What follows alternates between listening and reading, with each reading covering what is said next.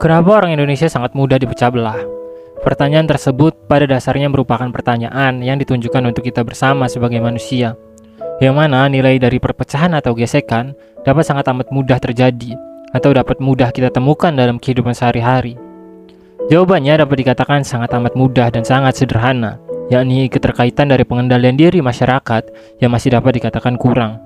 Sebelum masuk lebih jauh dalam ranah tersebut, mari kita urai terlebih dahulu bagaimana sebuah perpecahan atau gesekan dapat terjadi. Manusia dapat dipastikan memiliki sistem belief dalam hidupnya. Baik saya maupun Anda tentulah memiliki nilai kepercayaan yang kita genggam dalam hidup, baik kita sadari maupun tidak kita sadari. Perpecahan atau gesekan terjadi saat nilai yang kita genggam dipertemukan dengan nilai lain yang dimiliki oleh orang lain, yang mana ketika kedua nilai tersebut tidak memiliki kecocokan atau bahkan saling bertolak belakang, maka terjadilah perpecahan. Namun, perbedaan perihal nilai yang manusia genggam dalam hidup merupakan sebuah hal yang dapat dikatakan wajar.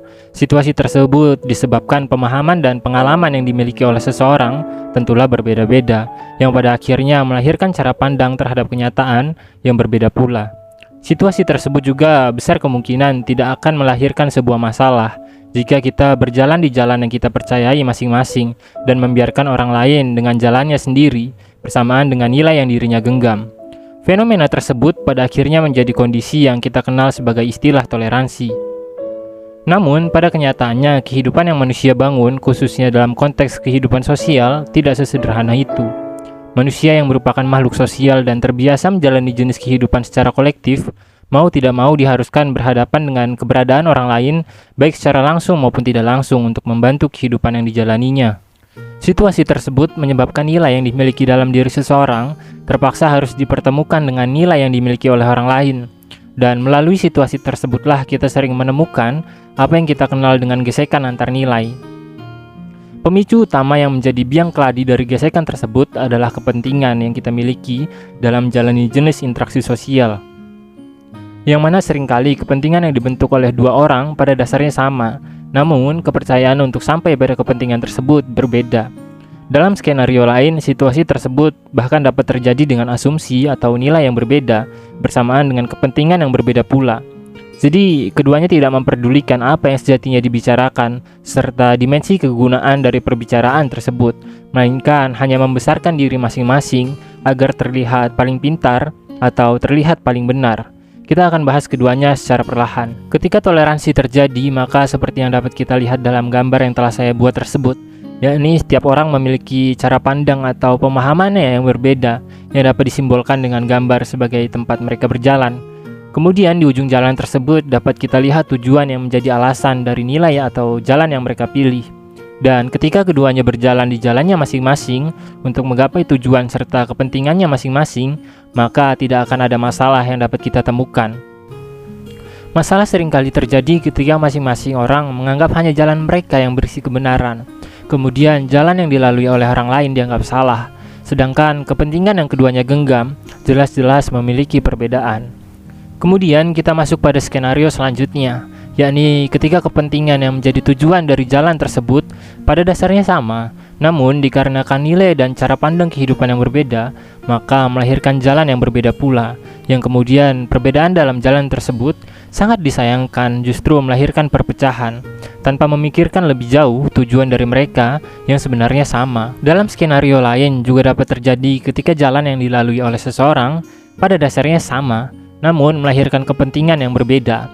Dalam konteks tersebut, peran dari nilai kepentingan yang manusia bangun dalam kehidupan menjadi sebuah pembahasan yang memerlukan peninjauan ulang lebih jauh. Mari kita bahas terlebih dahulu sedikit nilai dari kepentingan yang menggerakkan manusia itu sendiri. Kepentingan yang melekat dalam kehidupan manusia sejatinya memiliki dimensi kompleksitasnya tersendiri. Meskipun demikian, semua kerumitan dan beragam kemungkinan tersebut dapat ditarik lebih jauh pada dua garis utama, yakni kepentingan individual serta kepentingan sosial. Kepentingan individual, khususnya dalam konteks kehidupan manusia, menyangkut nilai-nilai subjektif dalam kehidupan, yang mana nilai tersebut tentu tidak akan sama dan serupa dengan kepentingan yang dimiliki oleh orang lain. Lah, tapi kan semua orang butuh makan, bukannya itu tanda kalau kepentingan semua orang pada dasarnya sama? Sebelumnya, perlu digarisbawahi bahwa apa yang manusia anggap penting dengan kebutuhan mendasar manusia dalam menjalani kehidupan itu sebuah nilai yang berbeda, khususnya di era modern saat ini, ketika beragam nilai yang manusia anggap penting menjadi lebih luas, dengan beragam kemajuan dan kemudahan yang disediakan oleh kemajuan zaman. Kebutuhan akan mengajarkan kita nilai dari sebuah makanan untuk bertahan hidup, sementara kepentingan lebih sering dikendalikan oleh hasrat dan emosi yang dimiliki manusia. Jadi, makan mungkin merupakan sebuah kebutuhan bersama. Namun makan apa, jam berapa, di tempat seperti apa, itu masuk dalam kategori nilai yang manusia bentuk dan manusia anggap penting dalam kehidupan. Situasi tersebut mempertegas asumsi sebelumnya bahwa apa yang manusia anggap penting sangat besar kemungkinan hanyalah sebuah subjektivitas atau relativitas nilai, yang mana saat kita menganggap sebuah hal penting, bukan berarti hal tersebut dapat serta-merta menjadi penting bagi orang lain, kecuali kepentingan dalam konteks yang kedua, yakni kepentingan dalam lingkup sosial.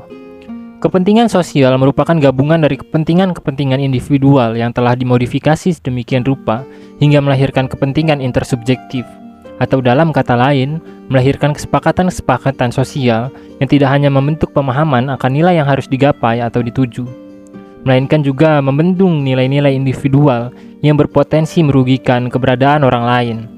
Dengan kata lain, kepentingan sosial menyekat kebebasan yang seorang individu miliki, agar tidak sesuka hati melakukan tindakan yang dirinya anggap penting untuk dirinya sendiri. Keduanya, baik kepentingan individual maupun kepentingan sosial, seringkali menjadi pemicu utama dari gesekan yang kita temukan.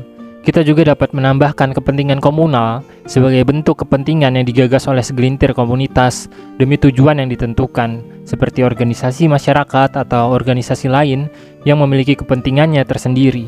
Kepentingan-kepentingan yang terbentuk tersebut melahirkan kemungkinan akan lahirnya perpecahan dalam kehidupan sosial bermasyarakat kita. Bahkan dalam konteks yang lebih kecil seperti kepentingan individual sudah dapat melahirkan perpecahan melalui perbedaan akan nilai perihal sebuah fenomena atau situasi yang terjadi dalam kenyataan. Seperti ketika netizen memperdebatkan sebuah persoalan dan nilai-nilai yang dianggap menarik untuk diperbicarakan, yang pada akhirnya melahirkan situasi saling serang, perkataan yang bahkan isinya bukan lagi tanggapan atau pemahaman, melainkan kalimat-kalimat yang menjatuhkan. Situasi tersebut disebabkan oleh rasa bangga terhadap kepentingan yang telah melekat dalam dirinya, yang kemudian dianggap sebagai bagian dari identitas dirinya, sehingga ketika nilai dari kepentingan tersebut dipertemukan oleh nilai yang berseberangan, maka secara tidak sadar kita meletakkan harga diri kita dalam argumen atau perdebatan yang kita jalankan, hingga pada akhirnya pembicaraan yang dibangun tidak lagi sehat dan hanya dikuasai ego yang ingin ditinggikan. Sejatinya, permasalahan perihal kepentingan-kepentingan tersebut dapat dengan mudah dihindari hingga tidak melahirkan perpecahan atau gesekan, hanya dengan langkah yang sederhana, yakni menyadari bahwa tidak semua orang harus mendengar dan mengakui nilai yang kita anggap penting. Situasi tersebut dapat juga dihindari dengan menyadari bahwa mungkin kepentingan yang kita miliki dengan kepentingan yang dimiliki oleh orang lain berbeda. Jadi kita tidak memiliki hak untuk memaksakan kepentingan yang kita miliki agar diterima oleh orang lain. Namun tindakan tersebut hanya berlaku pada nilai-nilai kepentingan yang sederhana, seperti makanan yang kita anggap enak, tempat wisata yang kita anggap bagus, artis mana yang kita anggap keren, gaya berpakaian, atau lain-lain. Semua hanya merupakan kepentingan subjektif yang memang tidak seharusnya dapat kita paksakan terhadap orang lain. Akan tetapi, ada satu kondisi di mana sebuah kepentingan memang patut diperjuangkan atau patut untuk dibicarakan, khususnya ketika kita telah mampu melampaui kepentingan yang ada dalam diri kita, untuk kemudian membicarakan kepentingan yang lebih luas. Namun, sebelum memulai perbincangan tersebut, penting untuk terlebih dahulu memahami apakah lawan bicara kita menggenggam tujuan yang sama dari apa yang didiskusikan. Karena jika orang tersebut hanya berfokus pada nilai individual saat kita berusaha membahas nilai sosial, maka tidak akan lahir kesimpulan yang diharapkan.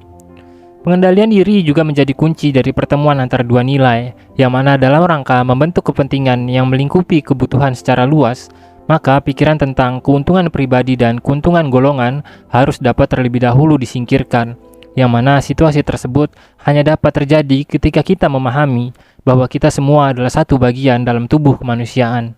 Sekian kausalitas yang hening, jangan lupa bantu dengan menekan tombol subscribe. Sampai jumpa.